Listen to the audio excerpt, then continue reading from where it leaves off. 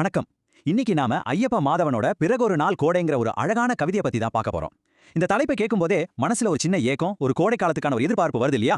சரி, வாங்க இதுக்குள்ள என்ன இருக்குன்னு இன்னும் ஆழமா பார்க்கலாம். கவிதையோட தொடக்கமே பாருங்க, ஒரு ஆழமான தத்துவத்தோட தான் ஆரம்பிக்குது. அதாவது ரெண்டு வெவ்வேறான விஷயங்கள் ஒன்னு சேரும்போது இயற்கை நமக்கு ஒரு புதுவிதமான அழக காட்டுமா. முழு கவிதையுமே இந்த ஒரு வரிய மையமா வச்சுதான் நகல போகுது. சொல்ல போனா இதுதான் கவிதையோட ஆன்மாவே. முதல்ல கவிஞர் இந்த முரண்பாடுகளோட அழக எப்படியெல்லாம் விவரிக்கிறாருன்னு பார்ப்போம். இதுதான் கவிதையோட முக்கியமான கட்டத்துக்கு நம்மள ஒரு விதமா தயார்படுத்துது. யோசிச்சு பாருங்க, பகலும் இரவும் சந்திக்கிற அந்த அந்தி பொழுது, அதுல ஒரு தனி அழகு இருக்கு இல்லையா?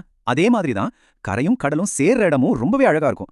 இப்படி நமக்கு நல்லா தெரிஞ்ச ரெண்டு முரண்பாடுகளை சொல்லி வெயிலும் மழையும் ஒன்னு சேர போற அந்த ஒரு ஸ்பெஷலான தருணத்துக்கு கவிஞர் நம்மள மெதுவா கூட்டிட்டு போறாரு.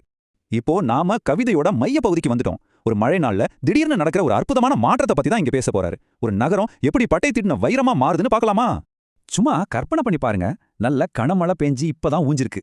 ஊரே ஈரமா குழுகுழுன்னு இருக்கு. அந்த நேரத்துல யாருமே எதிர்பார்க்காத ஒரு விஷயமா மேகக்கூட்டத்தை கிழிச்சுக்கிட்டு சூரியன் பளீர்னு வெளியே வருது. இது ஒரு திடீர் பயணம் மாதிரி இருக்கு. இங்க ரொம்பவே சுவாரஸ்யமான விஷயம் என்னன்னா, இந்த உருவகம் தான். அந்த சூரிய ஒளி ஈரமா இருக்கிற கட்டிடங்கள், சாலைகள், மரங்கள் மேல படும்போது மொத்த நகரமும் பட்டை தீட்டிய ஒரு வெள்ளை வைரம் மாதிரி தகதகன்னு ஜொலிக்குதுன்னு சொல்றாரு கவிஞர்.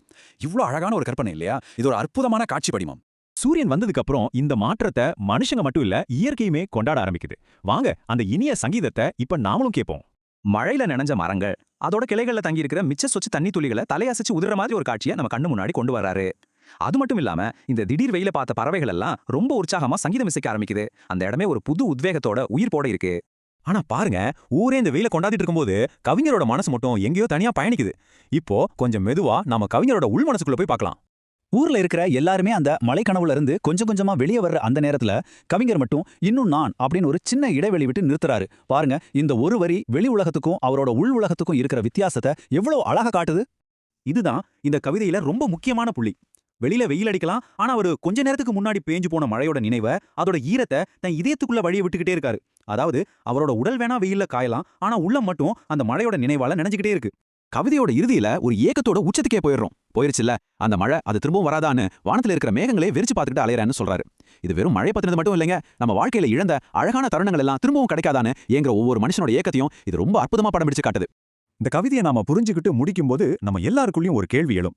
கோடை வெயில் சுட்டரிச்சாலும் நம்ம ஒவ்வொருத்தரோட நெஞ்சுக்குள்ளேயும் தங்கி இருக்கிற அந்த கடந்த கால மழை எது?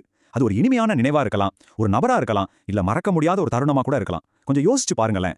சரி, இவ்ளோ அழகா ஒரு மழை நாளோட அனுபவத்தை நம்ம மனசுக்குள்ள கொண்டு வந்தாரே அந்த கவிஞர் ஐயப்ப மாதவன், அவரை பத்தி சில விஷயங்கள் தெரிஞ்சுக்கலாமா? இவர் சிவகங்கை மாவட்டம் நாட்டரசன் கோட்டையைச் சேர்ந்தவர். நாம இப்போ பார்த்த இந்த கவிதை ஐயப்ப மாதவன் கவிதைகள்ங்கிற தொகுப்புல இருந்து எடுக்கப்பட்டது. இவர் கவிதைகள் மட்டும் எழுதல, இன்றுன்னு ஒரு குறும்படத்தையும் இயக்கியிருக்காரு. மழைக்கு பிறகும் மழை, நான் என்பது வேறொருவன், இதெல்லாம் இவரோட மற்ற புகழ்பெற்ற கவிதை நூல்கள்.